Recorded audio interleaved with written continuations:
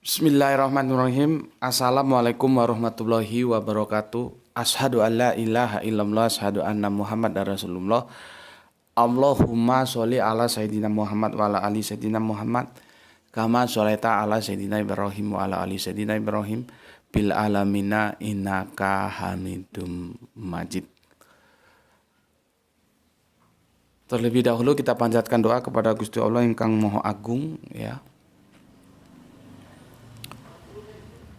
Khususnya untuk mereka yang memberikan sholawat pada channel dakwah ini, ya. Semoga sholawat itu menjadi catatan langit amal soleh bagi mereka dan keluarganya kelak, dan Allah akan membalasnya dengan balasan yang berlipat ganda. Amin amin ya rabbal alamin. Begitu juga untuk seluruh viewer terkasihku dimanapun kalian berada, ya.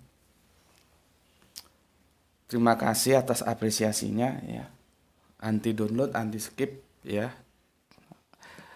Dan aku tidak tahu apakah kalian berani ikut menyebarkan, men-share link dari kajian-kajian yang ada di channel ini.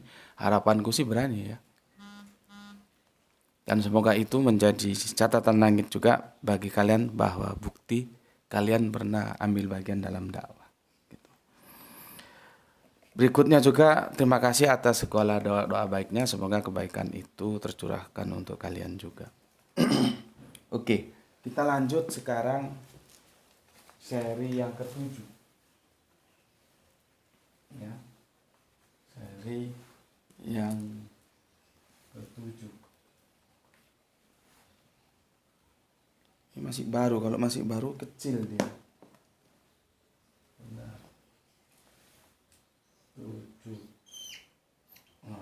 Ini ya. Oke.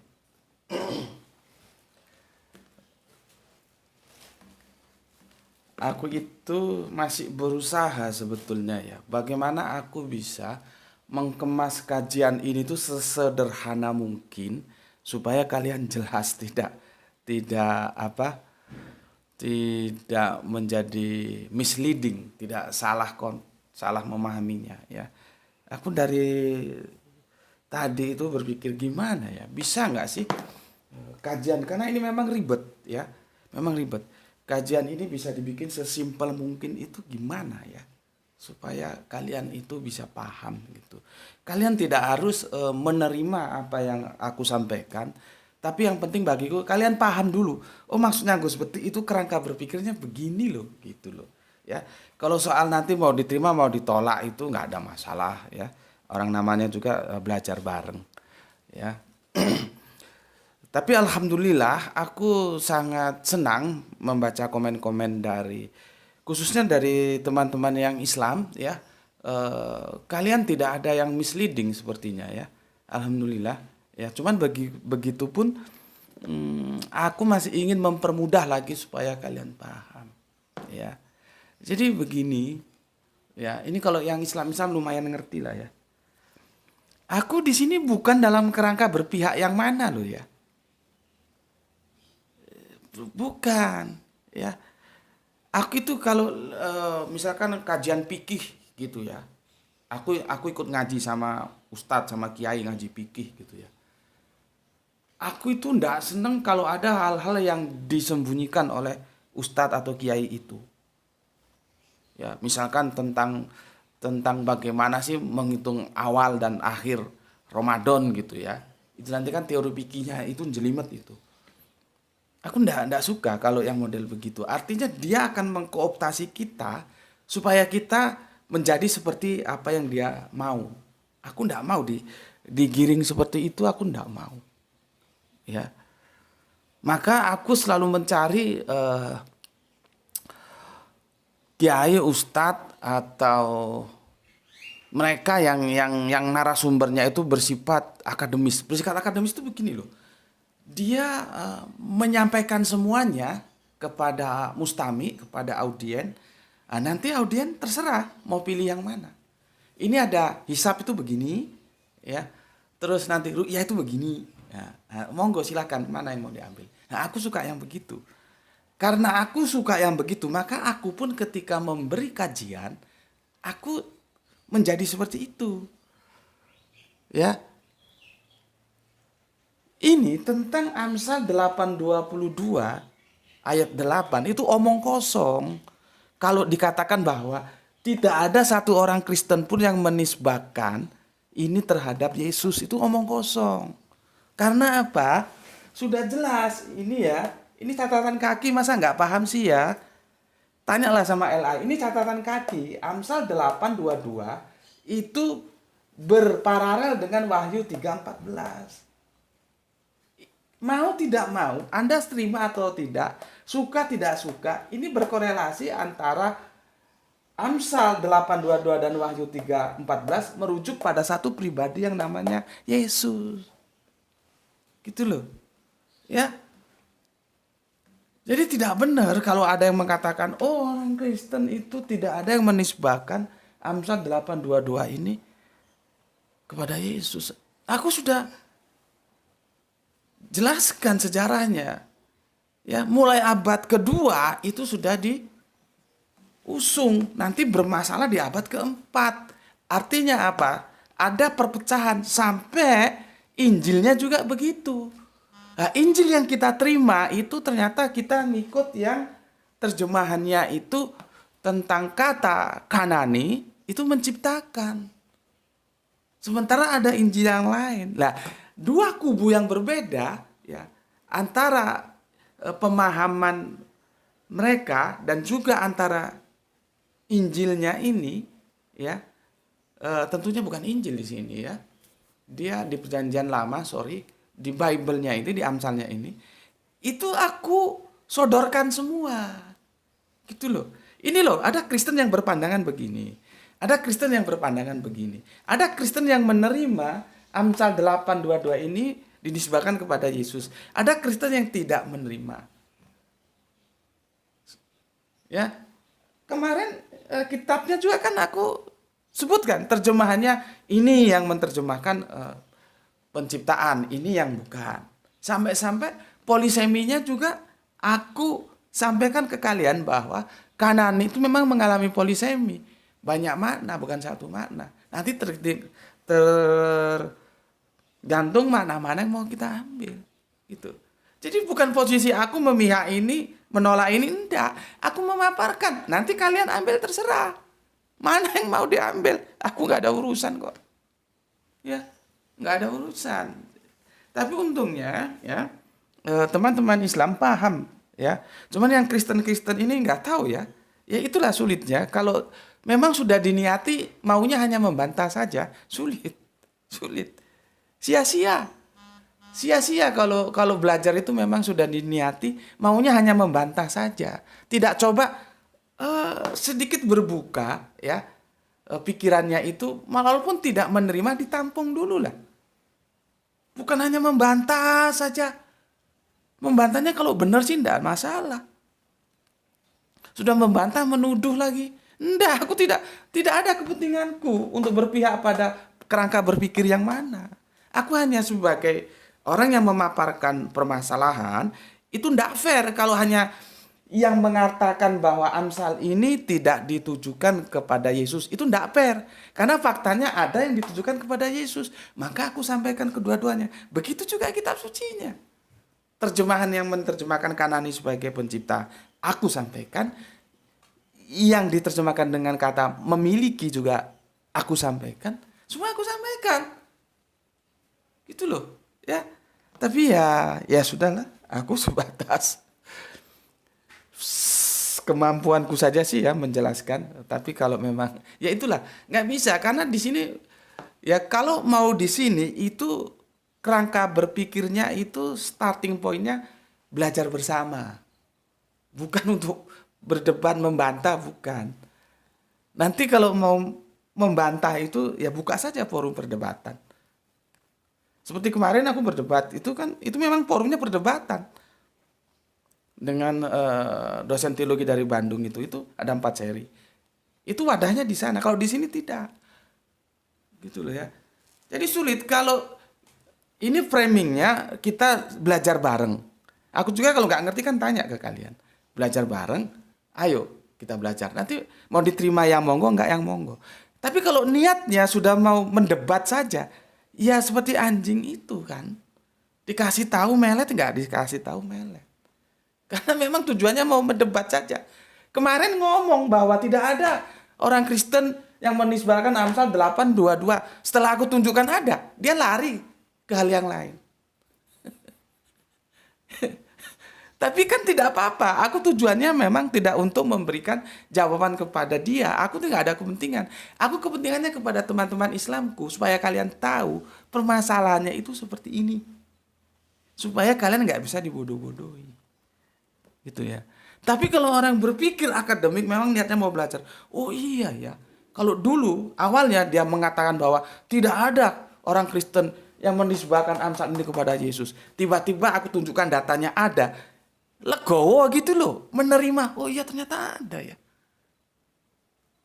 Itu namanya belajar. Tapi kalau maunya hanya membantah saja, bukan di sini tempatnya. Maka aku punya hak secara mutlak untuk menjawab siapa yang mau aku jawab dan membiarkan siapa yang harus aku biarkan. Itu adalah kebebasanku mutlak, subjektivitasku. Ya. Jadi itu yang bisa aku sampaikan ya. Tapi alhamdulillah teman-teman Islam bisa mengerti kok ya. Jadi bukan aku di sini begini terus besok begitu, begini. Enggak. Aku memaparkan semuanya. Ini loh adanya. Terserah nanti kamu mau pilih yang mana. Begitu ya. Oke, aku baca dulu cepat-cepat ya karena nanti aku ini nanti ada acara ini ya. Dari Bima alhamdulillah, dari Palu alhamdulillah, dari mana ini? Tangerang alhamdulillah, nggak aku sebut namanya ya. Kalian tahu mestinya kalau aku sebut, aku sudah baca. Tanah Karo alhamdulillah ya. Dari Sidamanik alhamdulillah. Ini dari mana? Wah, ini HS. Assalamualaikum sehat dan berkah selalu, Gus. Medan. Alhamdulillah terseok-seok karena sering ketinggalan. Sering ketinggalan ya Bang HS ya. Semoga kecepatannya ditambahin supaya nggak sering ketinggalan. RD nyimak Gus terus istiqomah memberi pencerahan. Oke. Mas ATS hadir Gus untuk belajar kitab-kitab Allah, monggo silahkan. DSD alhamdulillah Makassar hadir nyimak. Oke. Mas ateis ya, ATI ini dari mana asalnya ya, sama Mas RD ini aku lupa. Selalu aja disebutkan karena aku nggak mungkin menghafal semuanya. Supaya kita merasa terbang dari sana ke sana, dari sana ke sana gitu loh ya. Jadi kan asik. Mas JS ini out of the topic Mas, sampean oot ya. Coba jelaskan faktor pergeseran iman Mas secara sistematik. Mungkin bisa di lain waktu ya, dan tolong diperjelas lagi maunya gimana tentang iman ya. Kalau ini kan Mas JS, tolong tempatnya dari mana, asalnya sampean dari mana ya. Coba jelaskan faktor pergeseran iman Mas secara sistematik gitu ya. Aku nggak tahu maksudnya apa dan ini out of the topic. Jadi gini Mas, kajian di sini kalau pagi itu kalau memang ada waktu kita bikin mampir ngombe itu singkat ya, dan itu ya hal-hal yang ringan. Kalau di sini memang yang menu utamanya itu juga begitu. Kadang-kadang kita mengkaji keislaman, kadang-kadang kita mengkaji kekristenan. Sebetulnya sih maunya sih mengkaji keyahudian juga, tapi secara jujur aku akui minim sekali pengetahuanku tentang Yahudi karena aku nggak punya tempat untuk kepada siapa aku belajar gitu ya. Jadi kalau permintaan sampean JS ini coba jelaskan faktor pergeseran iman Mas secara sistematik. Kalau aku menangkap gaya-gaya narasinya ini adalah teman-teman ngaji dari Al-Quran menurut Sunnah Rasul ya. Terima kasih Mas JS, tapi ini out of the topic ya, mungkin bisa lain waktu dan tolong requestnya diperjelas lagi ya, pergeseran iman yang gimana yang secara sistematik gitu ya. Oke. Kemudian ada RT, ini lae RT ini dari mana ya? Ada nggak ini sebelumnya? Banyak yang kita petik dari Gus Betik dalam topik pembahasannya cakap mengajar, di antaranya judul menipu atau tertipu. Seorang pengajar harus menguasai materi yang disampaikan sebab siapakah yang akan mendengar dan mengerti jika napiri mengeluarkan bunyi yang terang. 1 Korintus 8 ayat 4. Kedua, Tritunggal. Orang-orang tidak waras itu benar sama dengan uang palsu. Terima kasih Gus. Terima kasih kembali Lae. Ini marganya Tambunan, berarti sama dengan aku, Bata Toba ya. Lae Tambunan asal dari mana Lae ya? Tolong dicantumkan. Mulia Tegodang tuh Hamuna Sude Lae. Ini nggak tahu, belum menyantumkan asalnya ya. TH dari Gresik, terima kasih. RW dari Rembang ya, selalu hadir, terima kasih. Soleha kita ya. Yohanes 1:1 udah jelas ya. Yesus itu mula-mula perkataan, sama kayak alam semesta ini, mula-mula Allah berfirman, yang mula-mula firman pasti ciptaan. Oh begitu maunya, oke. JH ini soleha kita, ini senior juga ini. Assalamualaikum warahmatullahi wabarakatuh. Hadir nyimak Tuan Guru. Oke. Asalnya dari mana JH ya? Katanya dulu mertuanya juga diajak nonton bareng. SG sehabis Isa. Oke. KL Kendari Kota Beriman hadir. Terima kasih Kendari ya. Berikutnya HC. Assalamualaikum Makassar nyimak Gus. Oke, waalaikumsalam. Turen Kidul, oh ini saudara sendiri. Turen itu daerah Malang ya Mas ya. Tapi agak jauhan dariku, sekitar 2 jaman lah kira-kira. Oke Mas Sam NW ya. Numus Sam NW itu artinya numus itu suwun ya. Sam itu Mas walian, programnya Malang ya. Mas NW yang ada di Turen Kidul. Mas Dede nyimak Gus Brebes, oke.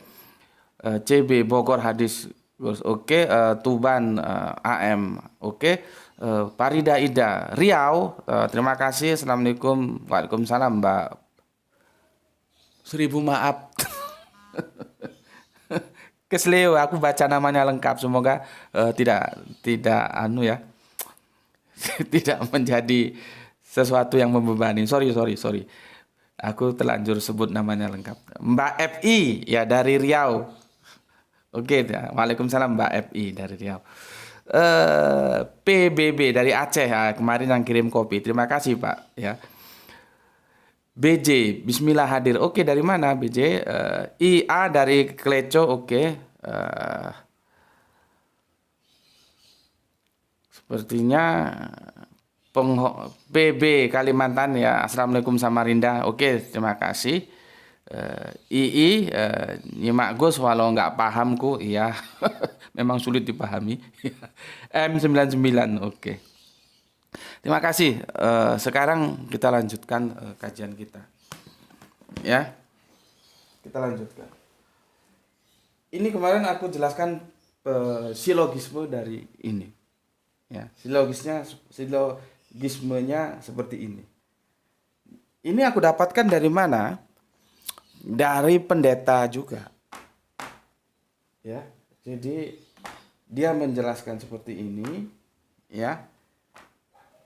Tetapi sahabat kita ini dia tidak setuju kalau ini dinisbahkan. Sorry. Dia bukan tidak setujunya di Yesusnya, tidak, tapi di terjemahan Kananinya. Ya. Makanya agak ruwet ini aku menjelaskan. Karena begini ya. Masalah ini itu sudah aku bagi 2 kemarin kan. Ini bukan hanya masalah terjemahan tapi masalah penafsiran. Kan ini kan metaforis. Masalahnya akunya itu akan dinisbahkan ke siapa? Kalau akunya itu tidak dinisbahkan ke Yesus, maka selesai sudah, masalah terjemahan itu tidak masalah. Kanani mau diterjemahkan apapun itu tidak ada masalah. Itulah yang jadi pertanyaan nanti yang kita ajukan kepada teman-teman yang keberatan ketika Kanani diterjemahkan mencipta atau dicipta. Ya, karena apa? Penjelasannya begini. Ya. Pelan-pelan ya, pelan-pelan. Aku masih berusaha formulanya supaya jelas itu gimana ya. Jadi begini, kata Kana ya itu merupakan asal dari kata Kanani yang diterjemahkan di sini mencipta. Itu dari Derek Kidner, ya. Derek Kidner. Ya.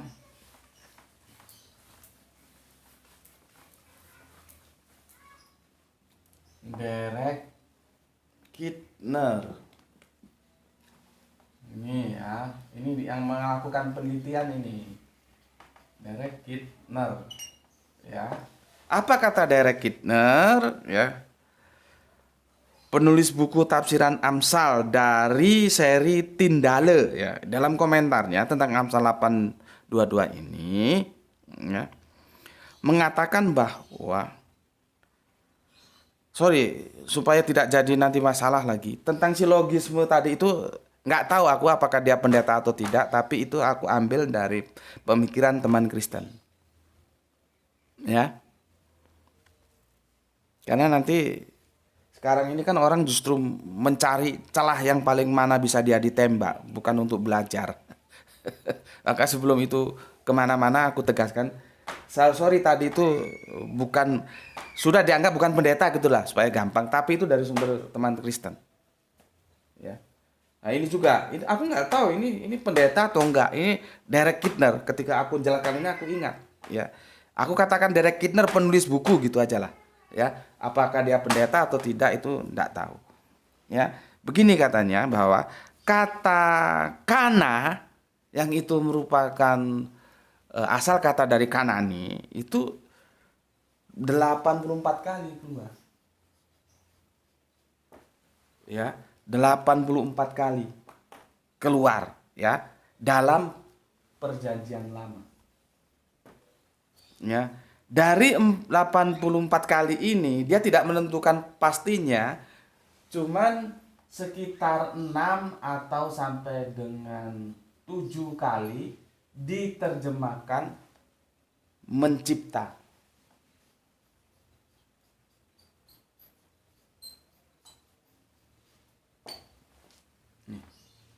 Ya, perhatikan. Derek Kidner menjelaskan kata Kanani atau kana tadi apanya asal katanya itu dalam PL ada 84 kali muncul. Nanti kalau kamu nggak terima atau nggak percaya, kamu hitung sendiri gitu loh ya, kan gampang, orang materialnya juga ada ya. Di antara yang 84 kali itu cuma 6 atau sampai dengan 7 kali diterjemahkan mencipta. Nah, ini aku kan sampaikan fair apa adanya. Ya. Artinya apa? Dia lebih sering diartikan bukan mencipta. Kemarin sudah kita jelaskan ya bahwa itu polisemi, banyak artinya. Ya. Antaranya itu nanti aku baca aja supaya lebih jelas. Di Kejadian 14, 19 dan 22. Lalu ia memberkati Abraham, katanya, diberkatilah kiranya Abraham oleh Allah yang Maha Tinggi, pencipta langit dan bumi. Yang kedua-dua, ya, tetapi kata Abraham kepada raja negeri Sodom itu, aku bersumpah demi Tuhan Allah yang Maha Tinggi, pencipta langit dan bumi.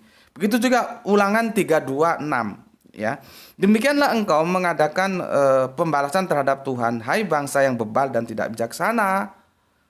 Bukankah ya ia Bapamu yang mencipta engkau, yang menjadikan dan menegakkan engkau. Itu semua pakai Kanani. Tapi kan gak ada yang protes, teman-teman Kristen Tritunggal. Ya, teman-teman Kristen Tritunggal kan gak ada yang protes. Karena apa? Karena tidak terkorelasi, tidak terkoneksi terhadap pribadi yang namanya Yesus. Tapi kenapa kok di sini itu menjadi polemik berat? Karena di sini ya ada yang mengkoneksitaskan dengan pribadi Yesus. Lah kalau Yesus itu diciptakan, maka Tritunggal ambruk. Itu loh. Ya. Maka kalau teman-teman yang mengatakan bahwa Kanani itu bukan mencipta, terus menuduh teman-teman dari kelompok Kristen Tauhid, Kristen Saksi Yehova itu menerjemahkan dengan mengambil terjemahan yang mendukung imannya, ya kan sama saja dengan yang tidak menerima bahwa Kanani itu mencipta. Itu loh, ya. Jadi kalau yang satunya menuduh sana merah sesuai dengan apa yang dimau, sama juga yang sana kan menuduh sini hijau seperti apa yang dimau karena maunya hijau. Gitu loh. Jadi menurutku sudahlah, nggak usah saling tuduh. Baik Kristen Saksi Yehova, Kristen Tauhid ya, juga Kristen yang mainstream, sudah aja argumennya diajukan saja. Nggak usah langsung main stempel. Sesuai dengan keinginanmu. Podo wae semua sesuai keinginan. Artinya supaya begitu, tunduk saja ke Alkitab. Gitu loh ya. Aku nanti dikirain juru bicaranya Kristen Tauhid. Atau aku nanti dikirain juru bicaranya Saksi Yehova, repot lagi ya. Enggak begitu. Aku menyampaikan apa adanya seperti itu ya. Sekarang ada yang menarik begini. Ini terpaksa aku mengalir saja ya, karena formula apa yang mau aku bikin supaya ini lebih simpel memang agak sulit karena kita bertarung dari ayat ke ayat. Ini ya, lihat ini ya. Kejadian 1:1 sama Kejadian 14:19 ya. Kamu lihat perbedaannya. Ini daripada aku menulis, aku ginikan saja. Ya. Lihat itu. Lihat itu kata mencipta. Yang di atas mencipta pakai itu berasal dari kata terjemahan bara. Sementara yang di bawah kone, pencipta. Ini lihat. Sudah? Jadi kalau kita tarik ke Ibraninya, ya, itu begitu, tidak sama. Yang Kejadian 1, pada mulanya Allah menciptakan langit dan bumi. Itu menggunakan bara menciptakannya. Yang kemudian di Kejadian 14:19, lalu ia memberkati Abraham katanya. Diberkatilah kiranya Abraham oleh Allah yang maha tinggi, pencipta langit dan bumi. Penciptanya dari apa? Dari koneh. Yang satu dari bara, satu dari koneh. Tidak sama. Aduh. Lihat nih.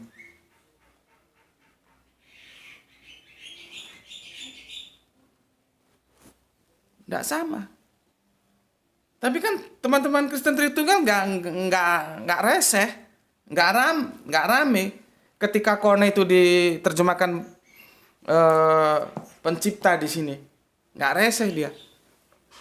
Nih di sini. Dia nggak reseh. Karena apa? Tidak terkait dengan pribadi Yesus. Jadi masalahnya ketika membaca Alkitab tuh dalam otaknya Yesus itu harga mati harus menjadi Allah. Masalahnya di sana loh sebetulnya. Jadi ketika dia membaca terjemahan-terjemahan Bible, dia cenderung ke sana. Mungkin ada yang ngomong, oh sama, yang kelompok lain juga Kristen Tauhid juga begitu, Kristen Saksi Yehova juga begitu. Ya, bagaimana sebetulnya dalam otaknya sudah ada Yesus bukan Allah, maka terjemahannya pakai pencipta.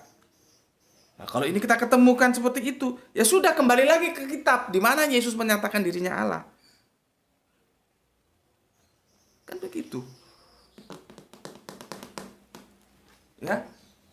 Sekarang kita lihat. Aku berusaha mencari referensi sebanyak mungkin sampai ke Injil Arab ini loh tak cari. Ya. Ternyata Injil Arab juga sama dengan Injil Indonesia. Jadi kalau kamu ngomong sama orang Kristen Arab bisa beda nanti. Ya. Ini Amsal sulitnya itu begini ya. Ya, sulitnya. Sebentar ya. Keterbatasan. Aku harus ke sana lah supaya jelas kalian. Ya. Aku harus ke sana.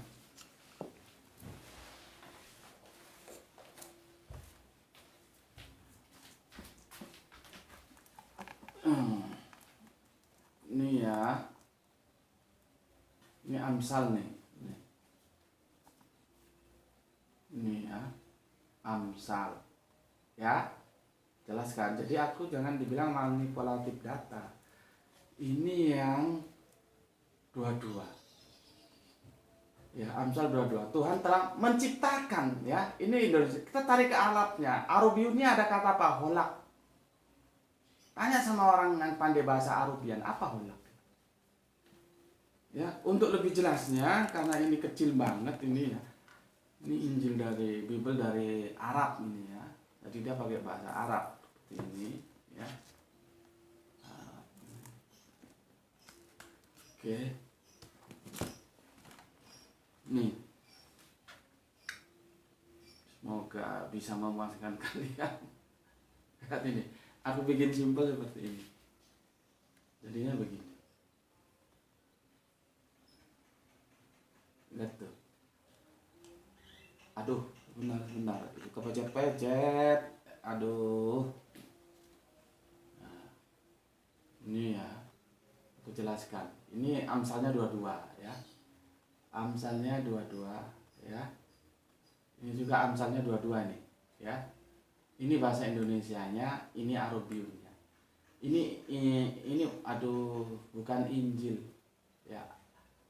Amsal terjemahan Indonesia, Amsal terjemahan Arab.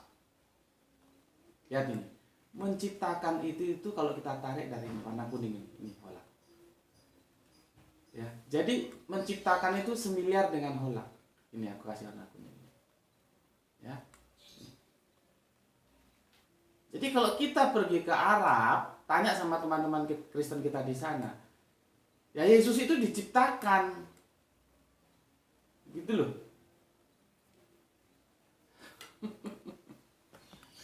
Ya, nanti sekarang kita coba cari terjemahan yang mana lagi ya, coba. Banyak tadi. Bentar. Yang paling dekat itu yang mana ya? Bentar, bukan di sini. Kita coba sebetulnya kalau di papan tulis itu lebih enak ya, cuman ya sulit. Ini berbagai macam kitab ya. Sebentar, aku lihatkan di sini. Waduh, udah ini datanya juga hilang. Sebentar. Dimana tadi aku sudah terjemahkan berbagai versi ya. Semoga kalian ini ya. Ini. Sebentar. Nah, ini varian kan kata Kanani itu macam-macam variannya ya. Apanya namanya?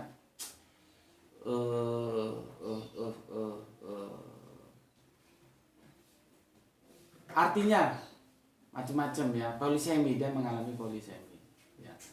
Lihat ini yang ada di Injil kita, di Injil banyak yang beredar di kita, juga di Arab tadi itu karena Kanani diterjemahkan menciptakan. Ini ya. Tuhan telah menciptakan aku sebagai permulaan pekerjaannya, sebagai perbuatannya yang pertama-tama dahulu kala. Lihat ada diksi yang aku kasih bold, warna hitam, pekerjaan. Ini tentang pekerjaan ya. Jangan lupa. Dan ini metodologi ini dipakai, ini kita menggunakan metodologi logika kalimat. Jadi ada konteks ya. Nanti diksi mana yang paling pas diterjemahkannya itu dengan terjemahan yang mana. Ya. Ini menciptakan, ini yang umum yang sudah kita tahu ya. Jadi Tuhan telah menciptakan aku ya. Ini yang dinisbahkan ke Yesus ini ya. Sebagai permulaan pekerjaannya ya, sebagai perbuatannya yang pertama-tama dahulu kala. Nanti Kanaan itu bisa diterjemahkan juga nggak bisa naik ini deh. Bentar. Nah, ini dia. Mendapatkan. Tapi rangkaian kalimatnya kena nggak? Tuhan telah mendapatkan aku sebagai permulaan pekerjaannya, sebagai perbuatan yang pertama-tama dari dahulu kala. Kan wagu orang Jawa bilang, nggak nyambung. Memang bisa, karena ini diterjemahkan mendapatkan bisa. Tapi pilihan ini nggak tepat karena dia nggak nyambung. Rasanya kan beda dengan ini. Tuhan telah menciptakan aku sebagai permulaan pekerjaannya. sebagai perbuatannya yang pertama-tama dahulu kala. Cocok. Karena dikatakan bahwa ya Yesus itu ciptaan yang mula-mula. Kalau kita lihat di Kolose, sebelum semua diciptakan, Yesus sudah diciptakan. Kalau kita lihat di Amsal 8:22 nih, ketika membentangkan kaki langit, dia ada di sana, aku sebagai anak kesayangannya. Gitu loh. Jadi bandingkan dengan terjemahan Amsal 8:22 ketika menggunakan diksi menciptakan, kan lebih nyambung kalimatnya. Tuhan telah menciptakan aku sebagai permulaan pekerjaannya, sebagai perbuatannya yang pertama-tama dahulu kala. Connect dia. Pekerjaannya Tuhan apa? Ya menciptakan. Nah, kalau ini coba mendapatkan. Tuhan telah mendapatkan aku sebagai permulaan pekerjaannya, sebagai perbuatannya yang pertama-tama dahulu kala. Kan wagu. Terus ini menegakkan. Karena bisa diterjemahkan menegakkan juga bisa. Tapi rangkaian kalimatnya pas enggak? Tuhan telah menegakkan aku sebagai permulaan pekerjaannya, sebagai perbuatannya yang pertama-tama dahulu kala. Masa Tuhan pekerjaannya menegakkan? Gimana? Menegakkan aku? Gimana? Ya, kan tajuk. Ya, sekarang mendirikan bisa diterjemahkan mendirikan juga bisa. Nih, ya. Tuhan telah mendirikan aku sebagai permulaan pekerjaannya, sebagai perbuatannya yang pertama-tama dahulu kala. Wagu juga nggak pas gitu loh ya. Membentuk, ini agak mending ini membentuk. Nanti kita debat apa bedanya membentuk dan menciptakan di sana nanti. Karena diterjemahkan membentuk juga bisa. Ini agak lumayan ya. Tuhan telah membentuk aku sebagai permulaan pekerjaannya, sebagai perbuatannya yang pertama-tama dahulu kala. Membentuk. Tapi ya lumayan lah dibanding yang lain ya. Lumayan. Nah, ini nanti yang terakhir ini ya. Ini mendapatkan. Bisa diterjemahkan Kanaan itu mendapatkan. Tuhan telah mendapatkan aku sebagai permulaan pekerjaannya, sebagai perbuatannya yang pertama-tama dahulu kala. Terus bagaimana kok pekerjaan yang Tuhan mendapatkan itu ya. Terus ini berikutnya aku coba ini sebanyak mungkin tampilkan ke kalian, nanti kalian pilih yang mana terserah. Tuhan telah membeli. Karena bisa diterjemahkan membeli bisa. Tuhan telah membeli aku, maksudnya Yesus, sebagai permulaan pekerjaannya. Jadi pekerjaan Tuhan mula-mula itu membeli. Ya. Yang terakhir ya, memiliki. Tuhan telah memiliki aku sebagai permulaan pekerjaannya, sebagai perbuatannya yang pertama-tama dahulu kala. Jadi pekerjaannya memiliki itu gitu. Kan jadi kacau ya. Jadi kacau. Ini namanya kita melakukan analisa logika kalimat. Sebetulnya diksi Kanaan itu paling tepat diterjemahkan mana dari semua kemungkinan yang ada. Maka aku jujur ya, aku tanpa punya kepentingan apapun, tidak berpihak pada Kristen yang manapun.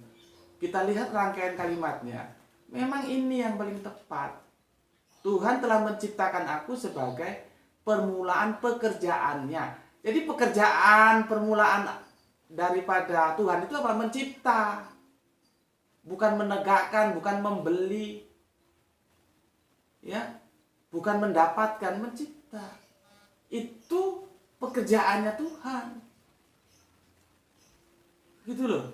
Ya. Itu yang paling cocok menurutmu. Kalau menurutmu yang lain cocok ya terserah kamu lah. Aku hanya menyampaikan saja ya. Tapi begini. Catatan ya, mau apapun terjemahan yang diambil tetap memposisikan Allah itu bersifat aktif dan Yesus bersifat pasif. Sehingga tidak mendukung Yesus sebagai Allah. Karena yang namanya Allah itu harus aktif, tidak pasif. Ini kan lihat ini. Memiliki berarti kan jadi pasif. Ya. Terus membeli jadi pasif. Mendapatkan jadi pasif juga. Membentuk jadi pasif. Jadi apapun terjemahannya tuh jadi pasif ya. Gitu ya. Oke. Apalagi sebelum aku ke sana. Ya begini nih. Enggak ada apa namanya? nggak ada apa nih proyektor ya, jadi sebisanya lah kita jelaskan.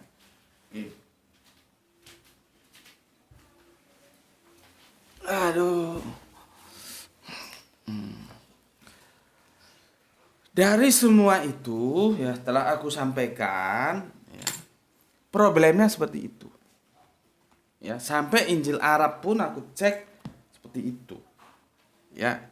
Yang jadi masalah sekarang, apa bedanya Bara dan Kanani? Kalaupun sama-sama, artinya itu bisa dikatakan sama, yaitu menciptakan. Itu loh. Jadi aku ndak sembarangan. Cuman kan aku ndak bisa secara saklek ini data ini seperti silogisme itu dari sini. Ya terlalu jelimet lah, ya. Seperti ini. Apa sih bedanya Kana dan Bara itu ya? Ternyata Kana itu ya dapat digunakan kepada Allah maupun manusia. Jadi dia lebih tidak spesiali. Tapi kalau Bara itu hanya boleh disematkan kepada Allah. Memang kan kalau kita lihat nanti di Yohanes, setelah Yohanes 1 ya sampai tepatnya nanti di Yohanes 10, dan itu kan sudah kita adakan kajiannya, itu bahwa semua yaitu dijadikan, bukan diciptakan loh di situ ya, dan bukan oleh loh ya, itu melalui Yesus. Jadi begitu istimewanya Yesus. Tapi dia tetap aja tidak pencipta, ya. Coba buka Yohanes 10 lah ya. Sebetulnya kita tidak ke sana karena aku mau fokus ke perjanjian lama supaya kalian taat kepada Rabitopia. Ya, sebetulnya Rabitopia tidak sampai ke sini menjelaskannya. Cuman karena lebih detail lagi ya sudahlah tak bawa ke sini, ya. Itu ada di Yohanes 1:10 ya. Itu bermasalah itu terjemahannya. Yohanes 1:10. Kalau diterjemahkan itu tidak bisa tidak kalau memang firman itu dianggap. Ini kan sebetulnya kan juga ini polisemi ini. Metaforis juga ini kan. Pada mulanya firman itu bersama-sama dengan Allah dan firman itu adalah Allah. Metaforis kan? Cuman terus opini mengatakan bahwa yang dimaksud firman itu Yesus. Sama seperti di sini, aku adalah hikmat. Nggak ngomong aku adalah Yesus loh ya. Sama sebetulnya. Ketika pada ruang-ruang seperti itulah kita perlu kejelian. Ya. Sama, pada mulanya adalah firman itu bersama-sama dengan Allah dan firman itu adalah Allah. Itu metaforis, tidak pada mulanya Yesus, tidak begitu kan. Nah, kita menukik ke ayat Yohanes 1 pasal 10. Ia telah ada di dalam dunia dan dunia dijadikan olehnya. Lihat, dijadikan loh ya, bukan diciptakan. Dan diksi oleh itu tidak benar, tapi yang benar melalui. Ini sudah kita bahas, tanya sama yang senior, itu judul kajiannya apa aku lupa ya. Jadi yang benar terjemahannya itu adalah ia telah ada di dalam dunia dan dunia dijadikan melaluinya. Tetapi dunia tidak mengenalnya. Begitu. Bukan oleh seperti ini, bukan. Nih. Ya. Ini kan sudah kita bahas tuntas dulu. Ya. Jelas. Sebetulnya aku nggak mau ke sini, aku mau fokus ke sini. Ya. Jadi intinya ya, mau diambil yang mana terserah kalian. Aku hanya menyampaikan data seperti itu. Polemiknya tinggi. Ya. Dalam hal terjemahan saja sudah seperti itu, belum dalam hal penafsiran. Siapa? Aku hikmat, itu siapa? Dan kita sudah coba berbagai varian kita masukkan terjemahan dari Kanani tadi, itu ternyata yang paling cocok ya memang menciptakan itu. Ya kan sebelum ada apa-apa Allah menciptakan dulu kan. Masa menegakkan, apanya mau menegakkan kalau belum ada yang diciptakan? Ya. Oke, itu dulu. Ini sudah masuk asar ya. Berarti ini seri yang ketujuh. Ya, seri yang ketujuh. Nggak tahu ini nanti mau selesai di yang keberapa. Aku pikirkan dulu. Karena nanti aku akan nutup kajian ini dengan menjelaskan tentang Elohim. Ya, tentang Elohim. Oke. Di sini dulu. Semoga kalian ya kalau nggak paham-paham juga diulang-ulang lah ya. Diulang-ulang. Karena aku juga sudah berusaha mensederhanakan supaya kalian gampang paham. Masalahnya kita lari dari ayat ke ayat, dari terjemahan ke terjemahan, itu yang bikin ribet. Mana lagi tidak ada proyektor ya, harus seperti tadi itu ya. Oke, semoga ada manfaatnya ya. Terserah nanti kalian mau pilih yang mana. Apakah pilih terhadap pemikiran yang Yesus diciptakan atau yang Yesus tidak diciptakan, itu terserah saja. Karena nanti akan kita bicarakan insya Allah besok. Kalau ini tidak dinisbahkan kepada Yesus, ya, maka ini akan ada konsekuensi logisnya terhadap Yohanes 1 pasal 1. Gitu. Ya, karena apa? Akan merubah rancang bangun pemahaman tentang praeksistensi Yesus. Gitu ya. Tapi itu besok kita diskusikan. Bismillahirrahmanirrahim. Semoga bermanfaat. Semoga semuanya berbahagia dalam kondisi sehat walafiat yang prima. Dan semoga selalu diberkahi oleh rezeki yang banyak, yang barokah ya. Dan lagi-lagi tidak lupa aku mengucapkan terima kasih kepada saudaraku semuanya yang telah bersolawat lewat infak dakwah. Juga untuk PR-PR terkasihku atas doa-doa baiknya ya. Semoga besok kita bisa lanjutkan kajian ini ya. Bismillahirrahmanirrahim. Selamat menempuh ibadah puasa, semoga sukses. Alhamdulillahirabbil alamin.